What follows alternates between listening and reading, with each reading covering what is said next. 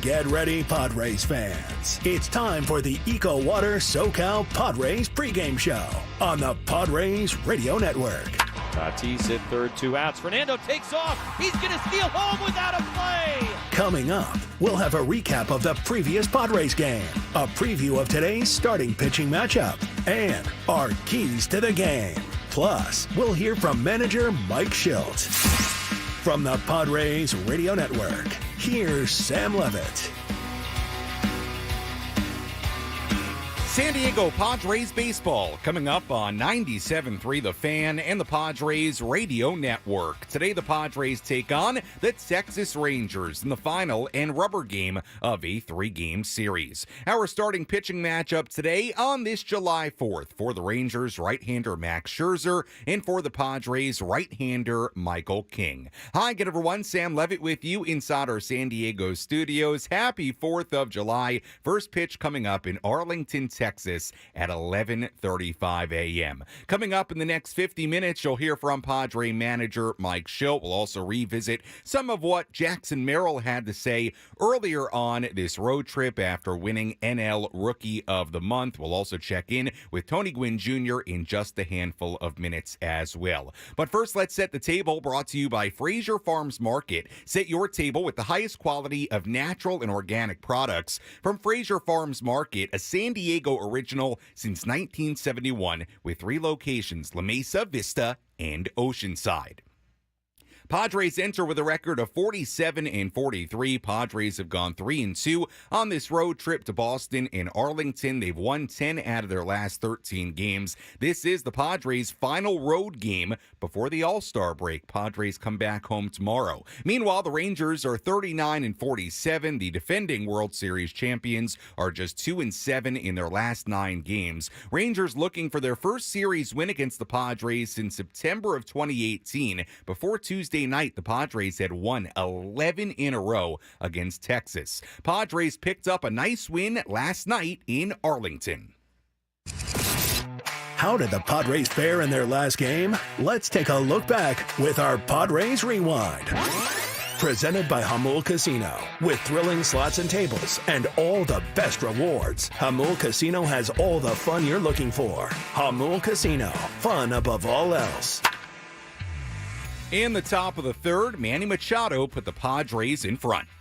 Build it, enjoy it. Manny hits it in the air to left center field. Long way to go. Langford there, looks up, gonna go! Home run, Manny Machado.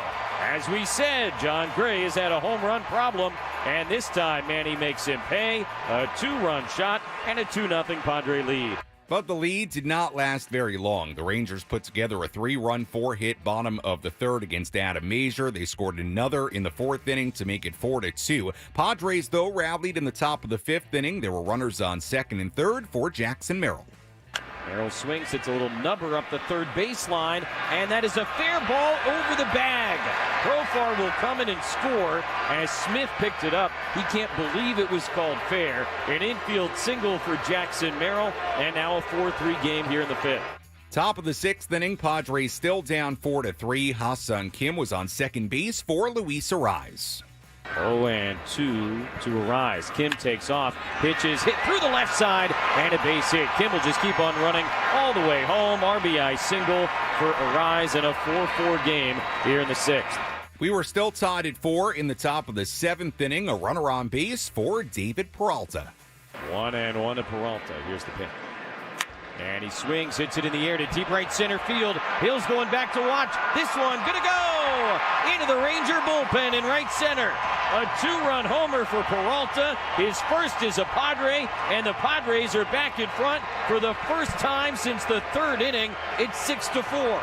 The rest of the story became the Padres bullpen. Robert Suarez was asked to get a 4-out save. As usual, he made it look easy.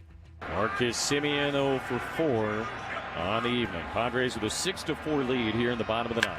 First pitch swinging and a ground ball to third base. And he's got it near the line. Long throw dug out by Arraez, and the ball game is over. 4 up, 4 down for Robert Suarez, who tries out the mound here at Globe Life Field. Kind of like what he sees. He'll be back here in about a week and a half. Yuki Matsui, Adrian Morejon, Jeremiah Estrada, and Robert Suarez combined for 5 scoreless innings out of the bullpen. A very nice 6-4 win for the Padres last night in Arlington, and it sets things up here today for the rubber game of this series. Padres trying to win this 3-game set. Let's go to the Lone Star State. Let's go inside the Padres broadcast booth for a deep dive on today's matchup from Tony Gwynn Jr. in our Padres game preview on the Padres Radio Network.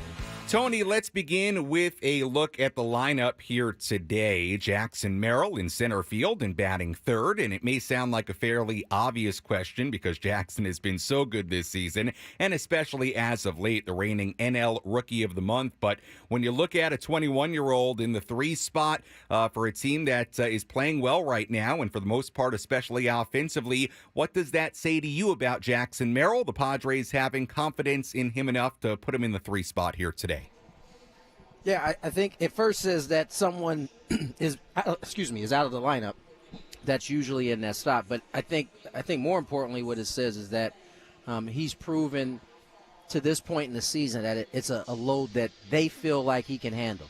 And I don't think anybody's going to disagree with Mike Schilt and staff who feel that way. If you've watched Jackson play all season long, he's only gotten better seemingly as the year has gone on. So yeah, I think he's deserving of at least being able to be thrown in that spot and see if he can be the 3-hole hitter tonight. A nice opportunity here today. Jake Cronenworth out of the lineup, getting a day off against the right-hander Max Scherzer. So good opportunity for Jackson to be moved up in the order here today. Tony, I want to touch on something from last night as well. Padres stole 5 bases, a season high, and I thought really an underrated part of last night's win was the stolen base. You look at the way they scored to make it a 1-run game, and then Kim stealing second set up the Arise RBI single to tie the game. I'm just curious because it's something that you and I haven't really talked about this season. Your thoughts on the Padres running game? Have they run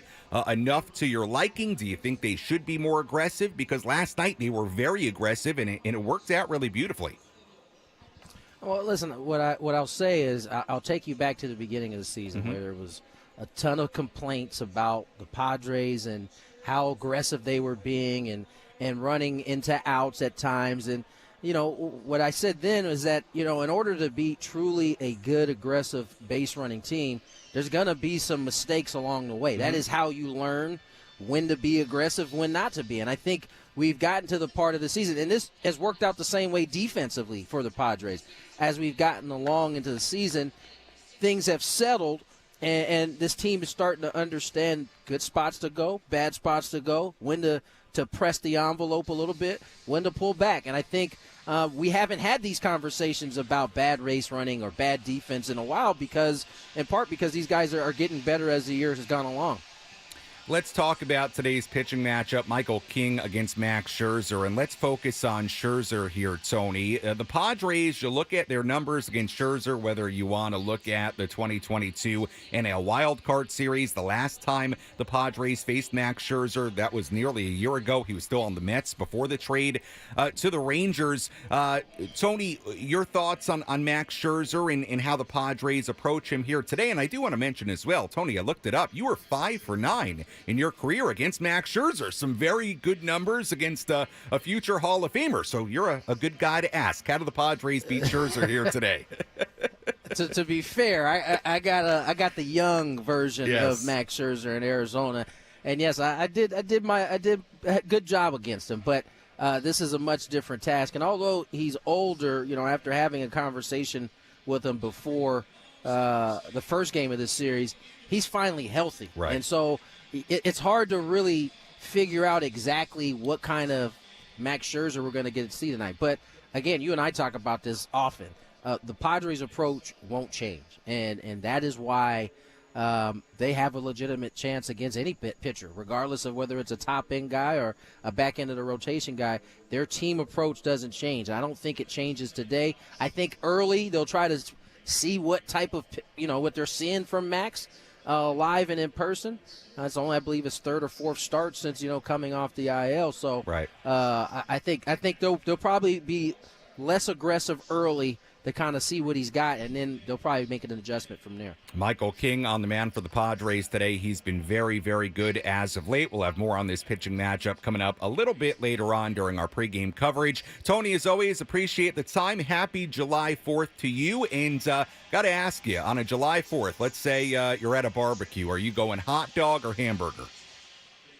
I'm going hamburger. Oh, me too. So. Me too. A good hot dog every once in a while, but if you're giving me the choice, I'm going those two. I'm with you. Me too. Tony, appreciate the time. We'll talk to you and Jesse coming up at 11:25 a.m. here in San Diego. Thanks so much.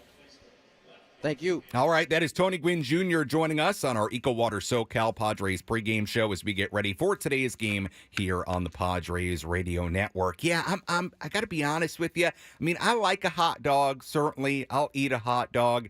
I'm more of a hamburger guy. I really, really am. And with that in mind, I'm sure there are many of you listening in a variety of different ways here today. You may be in the car on the way to your July 4th plans. You might be at the beach right now listening. You might be grilling in the backyard. Let me know, how are you getting ready to enjoy Padres baseball on this July 4th? Feel free to send me a photo. It's Sammy Lev on Twitter, SammyLev. If you want to Instagram DM me a photo, you can do that as well. Or if you want to post it to your story, I'll repost you. I'll mention you here on the air, Sammy Lev, SammyLev.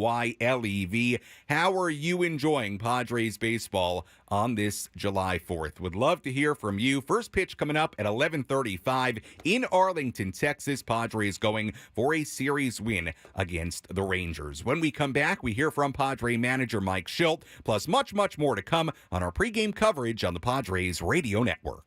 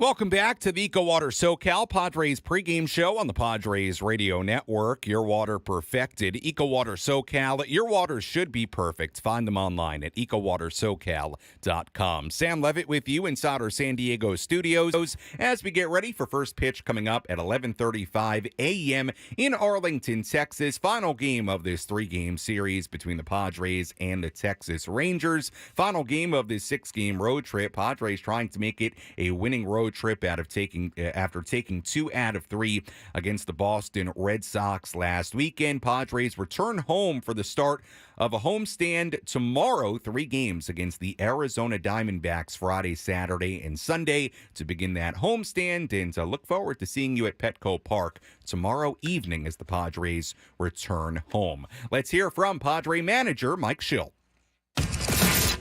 Let's pull up a seat in the manager's office and hear from Padres manager Mike Shildt. Presented by Sinley Food. Spice up your culinary life. Yesterday in Arlington, a really nice win for the Padres. They trailed 4-2 heading into the 5th inning, found a way to tie it. And David Peralta, a big swing in the top of the 7th, a go-ahead 2-run home run to make it 6-4. The Padres bullpen was also terrific. 5 scoreless innings combined between Yuki Matsui, Adrian Morejon, Jeremiah Estrada, and Robert Suarez. Manny Machado had an early home run in that game. Just a really good win for the Padres, and now gives them an opportunity to win this series here today. Day game after a night game, so no pregame media availability for Mike Shildt today. But let's revisit what Mike Shildt had to say after last night's win. Yeah, it's a good place to start. I mean, clearly a big blow, to give us the lead. So, good swings. What a teammate. Just a great competitor. A true pro. Just taking good at bats. And, you can see him. He's wanting to do well, clearly, but he didn't get in the way of allowing himself to still focus properly and just put a good swing. He took a tremendous at bat, and obviously a huge swing for him and us. Guys were down again. You lost another lead, came back and you won. You talked about the resilience a lot, but this was kind of a gritty one. Yeah, very gritty. Grit squad shows up again. Got the lead. Manny's big 2-run homer. They scratched back. 3-2, 4-2, and scratched and called again. The double steal was big because now Jackson's infield ball that he hits. Plates a run. Kimmy stealing third, probably a knock either way, but still vacates the hole for another run. So it ties it, 4-4, and then of course you mentioned Peralta's big blow. So little things, big things, a lot of things in between, but base running was on point tonight, and the at-bats were really good. How much do you like to have a rested Robert Suarez to have the option? It's a catch-22, you don't want him too rested. I mean, doesn't mean he's getting in some games now. Hadn't pitched in about a week, so it's clearly it'll afford the opportunity for him to finish the 8th and grab the 9th. And they're just able to win some games in between that didn't require his services in a close game, so we love those too. But we'll take the rest when those are happening. But bullpen was A+. It was just A+. And I give credit to Mays. He hung in there and got us through 4. And a sneaky big at bat was the Semien at bat to end the 4th. It's his last hitter. He's up against it a little bit. They put in some swings on him, but he kept battling, stayed focused, made pitches. And when he got Semien, it really, it allowed us to do what we were able to do in the bullpen. But if we got to go to Matsui to finish the 5th, or the 4th rather, and then the 5th, 6th, it just doesn't allow the dominoes to fall as cleanly. So that was a big out. And then, Yuki did a great job, got his first guy. And, Adrian was electric. I mean, that was fantastic. Estrada was very good as well. Under more normal circumstances without Robert being so rested. And, we had no problem, allowing him to have Heim after the, soft single to left from low. But, from my chair, when you're sitting there with a guy that's been off for 6 days and has been as good as Robert has, it's time to, go with your best guy. And he was efficient to get Heim, and he was, very efficient to get the 9, which sets him up for tomorrow. Jurickson gets the All-Star nod here, the city of his original team. Almost 12 years ago, he's a 19-year-old debuting for the Rangers. The game's here as well. Does that make it, you think, a little cooler for him to kind of have it happen that way? Yeah, I think that's very, I don't know the right word for it, but it's got to be special for him. Anytime you make the All-Star team, which clearly, this guy is as deserving as anybody in the league. And so he definitely earned his way on the club. And I'm super happy for him, proud of him. And for it to come back to be in a place that I know is special to him here in Texas, I know it means a lot to him. And, it's a nice award. And, of course, we want to congratulate our man Toddy, too. Well deserved. This guy made the All-Star team with a little bit of a fracture in his leg, so it's pretty impressive. So congratulations to both those guys. That was Padres manager Mike Shildt after last night's win. Padres beating the Texas Rangers 6-4. Sam Levitt back with you inside our San Diego studios. We'll hear from Mike on our post-game show coming up a little bit later on this afternoon. And you heard at the end there, and in case you missed it, Jurickson Profar and Fernando Tatis Jr. yesterday announced as the starting outfielders in left and right, Profar in left, Tatis in right, for the National League All-Star Game in Arlington, Texas, where the Padres are right now, and they become the first outfielders in team history to win a fan election since Hall of Famer Tony Gwynn did it in 1999. Now, of course, Tatis on the IL. He won't play in the All-Star Game in a couple of weeks, really a week and a half, 2 weeks now in Arlington, Texas. In fact, I guess it's a little bit under 2 weeks to the All-Star Game now, but Tatis will not play. He's on the IL, but Profar will, and Profar in the midst of an absolute career year, and what a full circle baseball moment for Jurickson to get that news in Arlington, a game that's going to be played in Arlington, of course, the place where he came up with the Rangers and debuted as a 19-year-old as a top prospect. So very, very cool full circle moment for Jurickson Profar, for his family, and certainly looking very much forward to seeing Jurickson in that All-Star game in a couple of weeks. First pitch coming up at 11:35 in Arlington, and let's tell you who's hot, who's not. Which player is locked in at the dish? Who needs to kick things up another notch? This is Who's Hot, Who's Not on the Padres Radio Network. Let's begin with a look at the hot category. Ha-Sung Kim hits in 10 out of his last 11 games. He's batting .316 in that span. Jackson Merrill hitting .409 in 22 at-bats on this road trip. 2 doubles, 2 home runs, 6 RBIs in that span for Merrill. Wyatt Langford is fellow Rookie of the Month. Langford won it in the AL for the month of June. Merrill in the NL for the month of June. Langford, 8 hits in his last 17 at-bats, 4 extra base hits in that span. Nathaniel Lowe for the Rangers also in the hot category, 9 for his last 17 with 3 home runs and a double. Leody Taveras also in the hot category for Texas, 6 for his last 14 with a couple of doubles. We'll put Manny in the hot category as well, specifically for his slug, and we'll talk a little bit more about Manny later.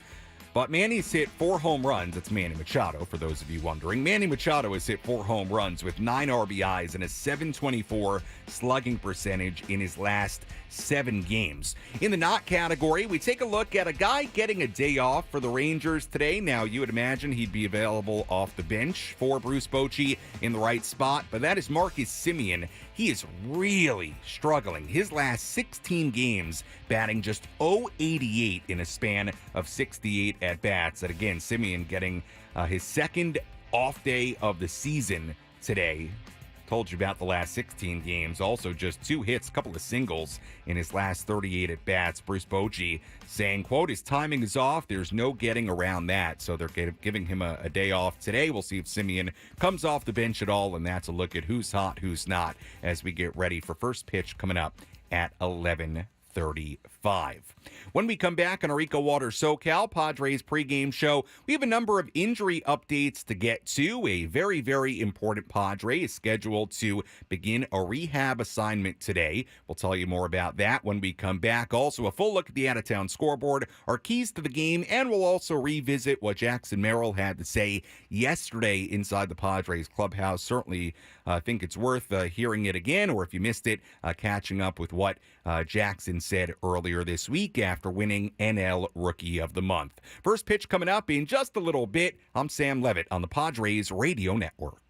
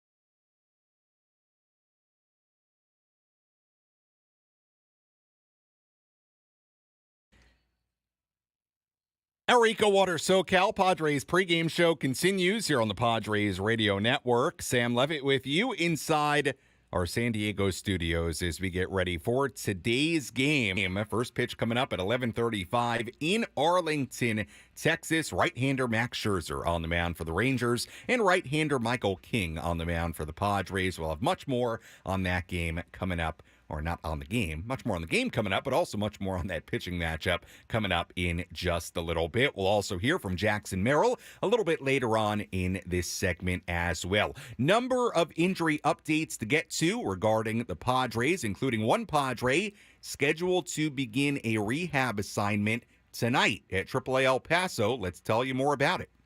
Who's in? Who's out? This is the Bada Fulkerson Injury Report, presented by San Diego's Bulldog Injury Attorneys, who hope you're never in an accident. But if you are, make Bada Fulkerson the first call you make. Hit them up 24/7 at badafulkerson.com. Let's quickly update you on the Rangers side of things. Corey Seager missed 2 games after being hit on his left wrist on Saturday in Baltimore. He was back in the lineup yesterday, a late addition to the lineup yesterday, and he is once again back in there today. So Corey Seager, a very important player for the Rangers, back in the lineup for a second straight day here today. Couple of other updates for you on the Padres side of things, and they're significant. Randy Vasquez continues to work back towards his next start. Based on what Mike Schultz had to say yesterday, it appears that would be tomorrow or Saturday against the Diamondbacks. The Padres have not officially announced their rotation for the series starting tomorrow against Arizona, but we should have some more info here pretty soon on When Vasquez will return, will that be tomorrow? Will that be Saturday? Remember, Randy Vasquez originally would have been scheduled to throw today, but after he got hit on the forearm with that line drive on Friday in Boston, he got pushed back. Michael King now starting today, so more info, I'm sure, to come soon on Randy Vasquez. Xander Bogaerts departed Arlington yesterday afternoon. He caught a flight to El Paso, Texas, where Xander will begin a rehab assignment today. Bogaerts, according to Kevin Acee in the San Diego Union-Tribune this morning, expected to serve as designated hitter for the Padres AAA team in his first game, then start at second base. Bogaerts, of course, suffered a fracture in his left shoulder on May 20th. Depending on how long of a rehab assignment it is, there's a chance, it seems like, that Xander could be back with the Padres before the All-Star break. So that is great news. Xander Bogaerts scheduled to begin a rehab assignment today with AAA El Paso. That is excellent news. Luis Camposano, he continued his rehab assignment with Lake Elsinore last night. 0 for 4 last night as the DH. Did hit a 3-run home run on Tuesday as the catcher. Also played on Monday as the DH went 0 for 4. So it would appear Luis is very, very close to returning as well. So a couple of good updates there. Luis Camposano continuing his rehab assignment at Lake Elsinore. Xander Bogaerts scheduled to begin his rehab assignment at AAA El Paso today. And that is a look at all the injury updates we have for you on this July 4th. But that is excellent news. The Padres need these guys to start coming back, and certainly appears like Xander could be the first of a few big guys the Padres are waiting on. Fernando Tatis Jr., Joe Musgrove, Yu Darvish, obviously all on the IL right now. Seems like it's going to be a little bit before those three, any of them are back, but getting Xander back, that would be a very, very big deal for the Padres. Let's take a full look at the out-of-town scoreboard. Let's take a trip around the Bigs and tell you about the scores you need to know in our out-of-town scoreboard. Presented by Jensen Meat, where great taste meets integrity. We have one final and a lot of games going on right now. Some games yet to begin. Let's start with the final. Nationals beat the Mets 1-0 in D.C. earlier today. Jesse Winker broke a scoreless tie with a solo home run in the 8th inning. Nationals beat the Mets 1-0. Great start in that game for Jake Irvin, who threw 8 scoreless innings. Picked up the win for the Nats in that one. That game started at 11 a.m. in Washington, D.C. I'm not sure why it started so early, but it's already done. Cardinals and the Pirates tied at 1 in Pittsburgh in the 6th inning. Reds leading the Yankees 2-0 in New York in the 4th inning. Reds are trying to sweep that series in New York, a 3-game set. Astros and the Blue Jays tied at 3 in Toronto in the 4th inning. Red Sox 1, Marlins 0 in Miami in the 4th. Guardians 3, White Sox 1 in Cleveland in the 3rd. Twins ahead of the Tigers 4-3 in Minnesota in the 3rd. Games yet to begin. Phillies and the Cubs at 11:20. Angels at the A's at 1:07. Orioles at the Mariners in Seattle at 1:10. Giants in Atlanta at 4:20. Brewers and the Rockies in Colorado at 5:10. Rays in Kansas City against the Royals at 5:10. D-backs in LA against the Dodgers at 6:10 p.m. And that is a look at the full out-of-town scoreboard on this July 4th. Nothing better than some July 4th. Some baseball, some fireworks. What a day, right? What a day. You look forward to it every year. It's a great day to enjoy some baseball. No doubt about that. Well, yesterday we got a lot of different news, right? We got, number one, the All-Star selections for Jurickson Profar and Fernando Tatis Jr. That was very exciting. But we also found out that Jackson Merrill won National League Rookie of the Month for the month of June. We played some of this on the pregame yesterday. Worth revisiting again here today because Jackson said a number of great things about winning Rookie of the Month, about his mindset as a player, and who knows, here at 11:10 a.m. on July 4th, maybe some people out there listening that didn't hear what Jackson had to say yesterday. Here was Jackson inside the Padres clubhouse, his feelings on winning NL Rookie of the Month. Dope, cool. But you know me, I'm not really interested in it, you know? I think it's a cool award, but there's another month ahead of us now. It's July now, so June's over. I know you're all about the team, and that's the main focus and everything, but still, some of these personal accomplishments have to be sort of gratifying and satisfying, knowing that the rest of the league, rest of baseball is recognizing what you're doing out there. For sure, but I like to kind of look back at the end of the year and look back at what I did, and see the areas that I can improve in, and see the areas that I was kind of already mature enough in to kind of keep my abilities there, kind of just looking to get better every time the month rolls around, and July's here now, so there's always a way to get better now. And this sort of reaffirms, though, the progress that you have been making in a certain way. Obviously, you want to look at the end of the year, but there's also sort of road marks along the way. I think they can kind of confirm what you're doing for yourself. Yeah, no, for sure. I always like to look at, am I doing what I need to do, and am I helping the team in a positive way? And I've just been playing as a team player, as a winner right now. I'm not really playing as myself, or just for me, I'm playing for the team right now, and I think that helps a lot. That is the way that you play, right? Like, that is why you are performing as you are. I think that's the only reason I play this game, is to play for my boys. I've never been a me guy. I never ever want to be a me guy. I come in here and I play for everybody in here, regardless of who you are. If you just got called up or you've been here ages, I want to play for you. There's no baseball game. It's just one player. It's just yourself. The game is meant to be played with other people. So if you don't share your memories and share your accomplishments with your brothers, then there's no point in playing the game. Well, Mike Shilton and Victor Rodriguez have talked about the adjustments you've been able to make on the fly during the season, even in games. How hard is that to do, like just taking it on a day-by-day basis? Yeah, you kind of look back at every game, and you take what you did, and you move on. You learn from it, and you go to the next game with a better intention, or looking to do something better. Even if you went 4 for 4 with 4 homers, go 5 for 5 with 5 homers.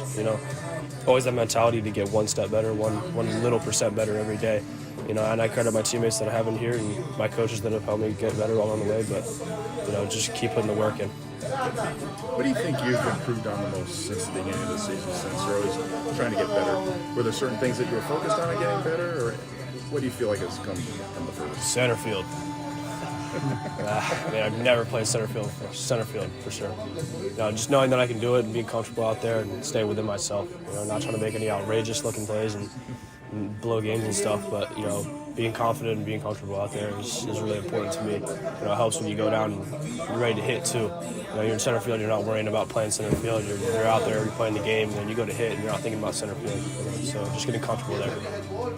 Early in the season, did it feel like you were spending some time spinning the wheels on center field a little bit? I mean, is that something that's become less of an issue? Or? I don't think there was any issues. I don't think I ever struggled in center. I just think that maybe I played certain depths that were just a little uncomfortable at the beginning, playing a little shallow, then playing a little deep. I think I found my range of where I can play and what balls I can get to when I play in a certain range. How about on the offensive side? Was there anything that at the beginning of the season you wanted to find out about yourself in terms of facing major league hitting, and now you've been able to establish that and make the adjustments with? Just get comfortable. Just go up there and act like you own the AB. Even if you don't, and even if you can't really see it, just stay confident and act like you own it. Because once the pitcher gets a little tip on you that you don't look confident and you look like you're able to hit, and he's got you already beat there. So just go up there and keep your mind steady and keep your mind rock hard. You get up there, you want to get a hit, you want to get a walk, do anything you can. That was Jackson Merrill yesterday inside the Padres clubhouse after winning National League Rookie of the Month for the month of June. As always, great stuff from Jackson Merrill. First pitch coming up at 11:35 in Arlington. Let's give you our keys to today's game. How will the Padres unlock a victory in today's game? These are the keys to the game. Presented by Honor Buick GMC Hummer in National City. Key number 1, get ahead. There was a really good breakdown by Kevin Hasey this morning in the San Diego Union Tribune.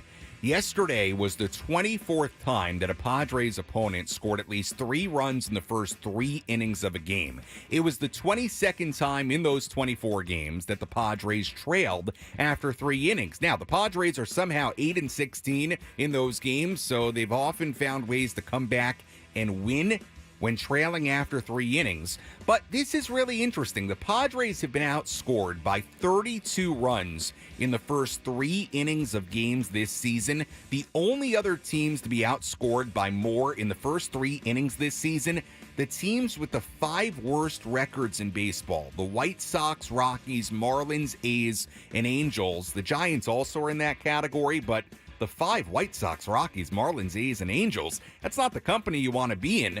Of the 54 playoff teams in the past 5 full major league seasons, just a little under 10% of them were outscored in the first 3 innings of games. Padres pitching has allowed 152 runs in the first 3 innings this season. That's the 4th most in baseball. So I bring that up to say this.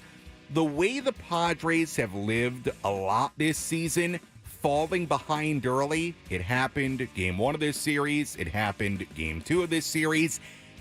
It's not a great recipe for winning long term. It's just not, by the numbers, by history. So key number 1, and really moving forward, Padres got to play more from ahead. Got to score early, grab a lead. That's what I want to see today. That's key number 1. Key number 2, Luis Arraez, big RBI single last night to tie the game before the Padres took the lead later in the game.